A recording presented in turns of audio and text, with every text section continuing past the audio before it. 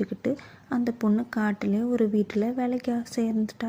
அந்த வீட்டில் ஏற்கனவே 2 பொண்ணுங்க இருந்தாங்க. அவங்க கூட நல்லா க்ளோஸ் ஆகி அவங்க கூட விளையாடவும் ஆரம்பிச்சிட்டா. அப்படியே ரொம்ப வருஷம் கழித்து அவள் பெரிய பொண்ணாயிட்டா. அவள் பெரிய பொண்ணானதும் ஒரு நாள் காட்டில் பழங்கள் பறிச்சுட்டு வரும்போது இளவரசர் அவர் பின்னாடியே வந்துட்டு இருந்தாங்க.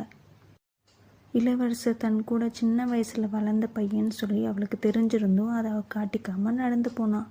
அப்போ திடீர்னு எங்கேருந்தோ ஒரு காட்டு பன்னி வந்து இளவரசரை தாக்க ஆரம்பிச்சிருச்சு. இளவரசரையும் காட்டு பண்ணிக்கிட்ட இருந்து அவள் காப்பாற்றினான்.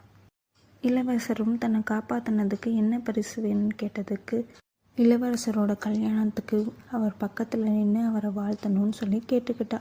இளவரசரும் தன் கல்யாணத்துக்கு அவர் பக்கத்தில் நின்று வாழ்த்துறதுக்கு அனுமதிச்சிட்டாரு. அந்த பொண்ணு கேட்டது போலே இளவரசர் கல்யாணம் அன்னைக்கு அந்த பொண்ணு அவர் பக்கத்தில் வந்து நிற்க ஒத்துக்கிட்டாரு. அந்த பொண்ணு பக்கத்தில் வந்து நிற்கும் போது அவள் கழுத்தில் இருந்த செயினை அவர் பார்த்தாரு. அந்த செயினை பார்த்த உடனே அந்த பொண்ணும் அவரும் சின்ன வயசில் சந்தோஷமாக விளையாடுனது, அந்த காட்டில் ஓடுனது எல்லாம் அவருக்கு ஞாபகம் வந்துடுச்சு. உடனே அந்த பொண்ணோட கையை பிடிச்சிட்டாரு. இதை பார்த்து அவர் கல்யாணம் பண்ணிக்க இருந்த இளவரசி ஷாக் ஆயிட்டாங்க. இளவரசரும் இளவரசிக்கிட்ட என்ன நடந்ததுன்னு சொல்லி எல்லாத்தையும் எக்ஸ்பிளைன் பண்ணாங்க.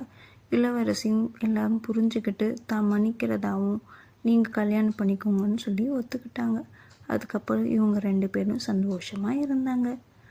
கதை நல்லா இருந்துச்சா? மிமி, டீக்கு தூங்கலாமா? சமத்தா தூங்கணும், சரியா? Good night.